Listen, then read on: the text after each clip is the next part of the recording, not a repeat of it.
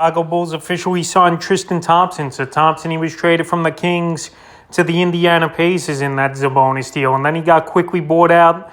And the Chicago Bulls here get another big body and a big man that could protect the rim. Even though over the last few seasons, Tristan Thompson, he really hasn't done much for teams or fantasy owners. On the season this year, 6.3 points a game, 5.3 rebounds, and 50% from the field. But the Chicago Bull team, they're prime and ready to make a good run this season here in the NBA playoffs, being a top 3 team in the Eastern Conference. And like I mentioned, adding Thompson as a backup to Nikola Vukovic is a good move in my opinion here. It's not going to cost much for this team.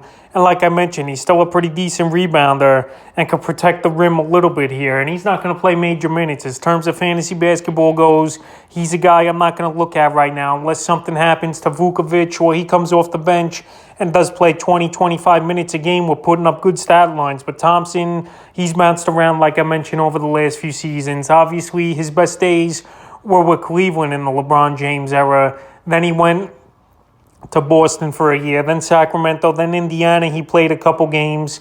Then they got rid of him, and now he's going here with the Chicago Bulls, who are obviously a contender. So we'll see what Thompson could do for this Bull team, but I don't think it's going to carve out a decent enough role to be fantasy relevant for the remainder of the season. But it's definitely a good veteran presence here for this Bull team.